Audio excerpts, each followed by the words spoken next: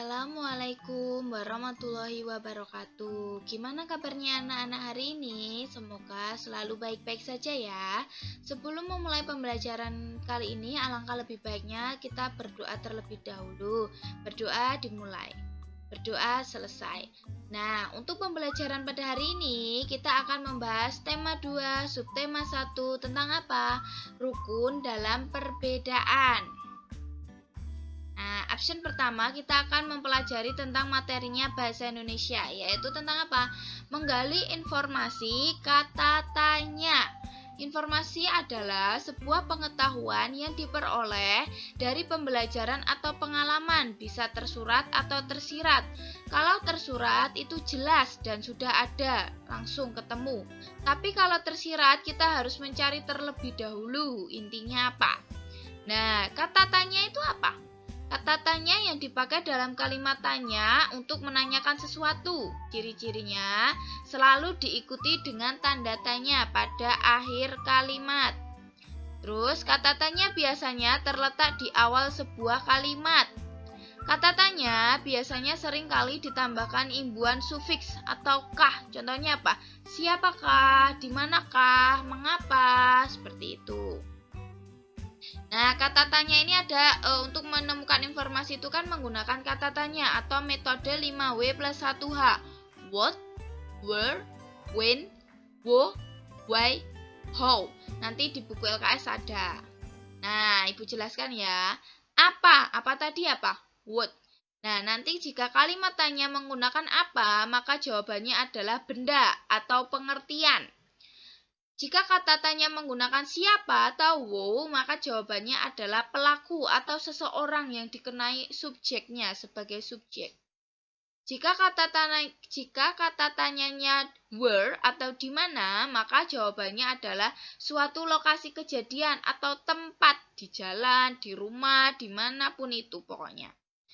Jika kalimat tanyanya menggunakan kalimat tanya kapan atau when, maka jawabannya adalah waktu. Terjadinya kejadian, bisa jam, bisa hari, bisa tahun, bisa tanggal. Oke anak-anak? Jika kalimat tanyanya menggunakan mengapa atau why, maka jawabannya yaitu diawali dengan karena atau sebab.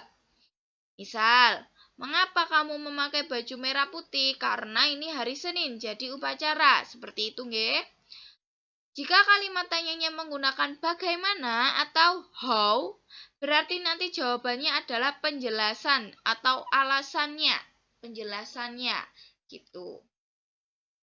Lanjut saja ke yang PPKN. Kita akan membahas tentang apa ini? Suatu perbedaan, ya kan? Suatu perbedaan akan menciptakan hidup yang rukun. Nah, hidup rukun berarti saling menghormati, menghargai, dan menyayangi antar sesama manusia, walaupun berbeda-beda. Nah, hidup rukun dalam perbedaan sudah menjadi tatanan dalam masyarakat dan wajib dilakukan di mana saja, baik di rumah, sekolah, dan masyarakat. Walaupun berbeda suku, berbeda agama, kita harus tetap rukun. Perbedaan bukan merupakan hambatan dalam menjalin persatuan dan kesatuan bangsa. Manusia memiliki banyak perbedaan, antara lain jenis kelamin, agama, suku, dan bangsa. Meskipun Indonesia terdiri dari berbagai kepercayaan, tapi tetap disatukan oleh apa? Pancasila, karena dasar kita Pancasila. Perbedaan bahasa disatukan oleh apa kalau bahasa? Di Indonesia itu bahasa Indonesia, walaupun kita ada suku Jawa, suku Madura, suku Kalimantan, bahasa daerahnya berbeda, tetapi jika untuk komunikasi secara umum, kita pakainya bahasa Indonesia. Nah, ini kan beda, tetap main, nggak apa-apa, ada yang dari Cina, Jawa, Kalimantan, Bali, dan berbagai macam lainnya. Nah, persatuan dan kesatuan mengandung arti bersatunya bermacam-macam corak yang beraneka ragam menjadi suatu kebulatan yang utuh dan serasi. bagi bangsa Indonesia. Persatuan dan kesatuan itu ditegaskan dalam Pancasila dan Undang-Undang Dasar 1945. Jadi sudah jelas dasarnya apa? Dasarnya Pancasila dan UUD. Langsung aja. Adaptasi tumbuhan terhadap lingkungan sekitar. Nah, tumbuhan memiliki cara yang unik untuk menyesuaikan diri dengan lingkungannya agar dapat bertahan hidup. Seperti itu, paham? Nah, contohnya apa? Nah, teratai. Gimana caranya teratai beradaptasi? Itu di LKS sudah ada ya, Nana. Tumbuhan ini menyesuaikan diri dengan memiliki daun yang berbentuk lebar dan tipis.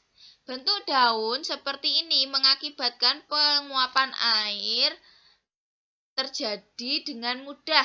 Selain itu, batang yang berongga memungkinkan teratai dapat bernapas walaupun akar dan batangnya itu di dalam air.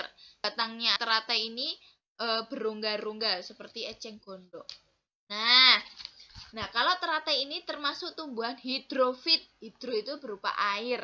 Kalau yang kaktus, dia itu hidupnya di tempat kering. Jadi ini termasuk tanaman xerofit. Pakai X ya. Xerofit. Gimana caranya dia beradaptasi? Tumbuhan kaktus menyesuaikan diri dengan memiliki daun.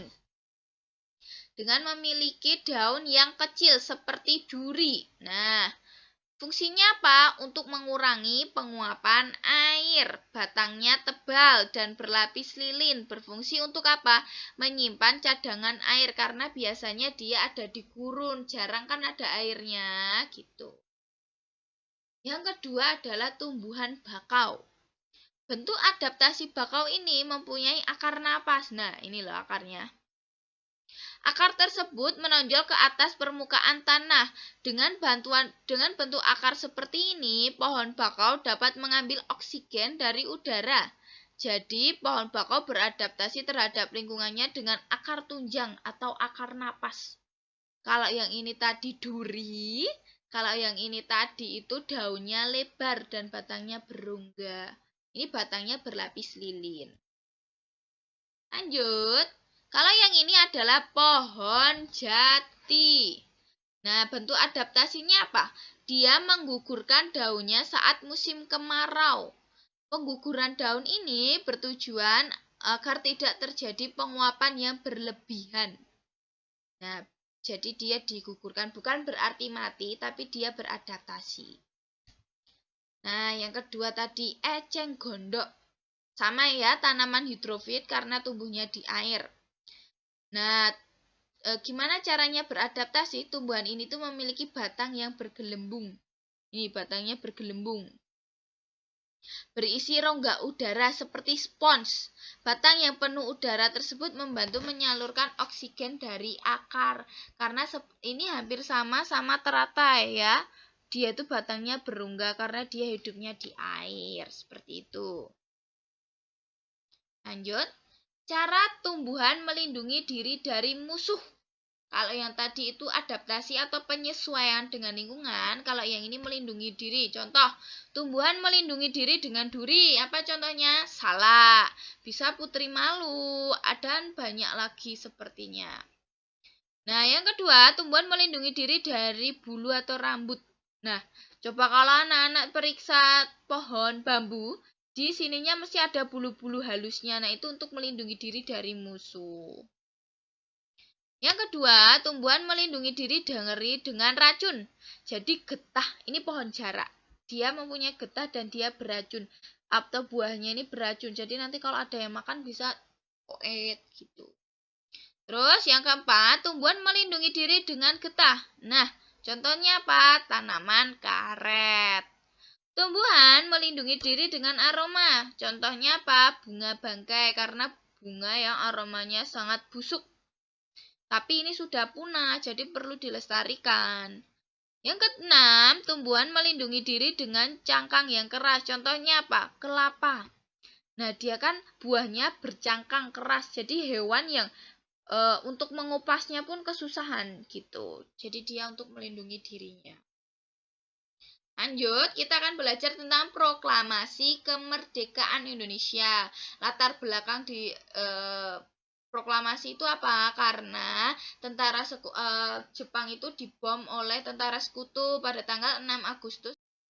Jadi dimanfaatkan waktunya buat Indonesia memproklamasikan kemerdekaannya.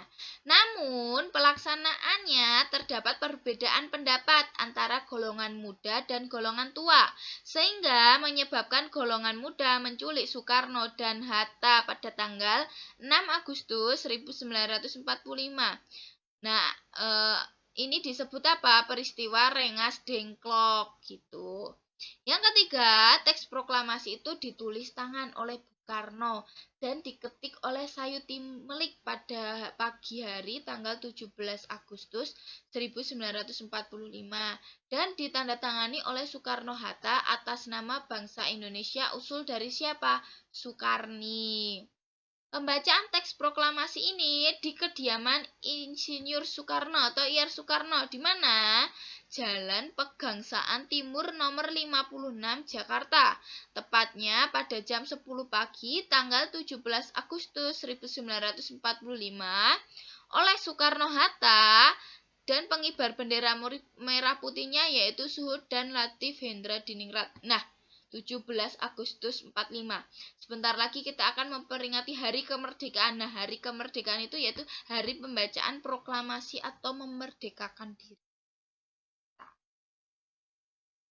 Lanjut. Nah, makna proklamasi kemerdekaan bagi masyarakat Indonesia. Maknanya apa? Melahirkan negara Indonesia. Pernyataan kemerdekaan Indonesia. Proklamasi itu merupakan puncak perjuangan bangsa Indonesia karena sudah berjuang melawan tentara Jepang, Belanda.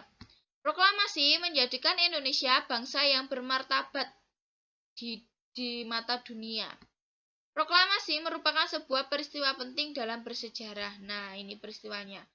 Ini saat Soekarno membacakan proklamasinya dan didampingi oleh Muhammad Hatta.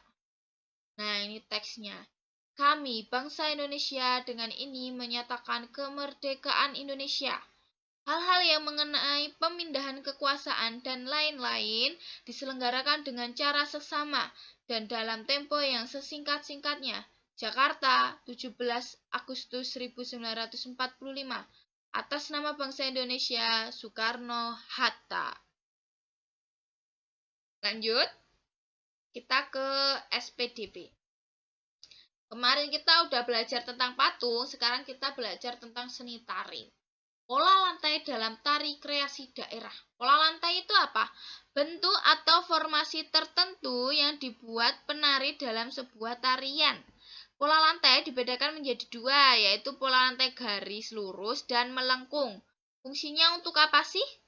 Menata gerakan tarian, membentuk kekompakan dan keserasian antar penari, membentuk komposisi saat pertunjukan tari sehingga sajian tari menjadi indah. Jadi dengan adanya pola lantai ini akan memperindah sebuah tarian. Nah, ini ya. Ada yang vertikal bulat-bulat ini yang nari ya, horizontal, diagonal, vertikal, melingkar atau melengkung, biasanya bisa membuat lingkaran. Nah, ini contohnya ada tari Saman, dari Aceh, dia horizontal. Nah, lurus. Terus ada yang melengkung ke depan. Ada ya. Ada yang melengkungan ke depan juga, ada yang lurus gitu. Itu untuk apa tujuannya? Memperindah tarian. Gitu ya, Nana. Untuk tugas pada hari ini yaitu KS halaman 31 sampai 38, rom 1 sampai 2 dikumpulkan Sabtu depan. Gitu ya, Nana. Terima kasih sudah mengikuti pembelajaran pada hari ini. Maaf kalau Ibu banyak kata dan salah tingkah. Nanti jika ada pertanyaan bisa ditanyakan via Japri sama Ibu. Sekian dari Ibu. Akhirul kalam. Wassalamualaikum warahmatullahi wabarakatuh.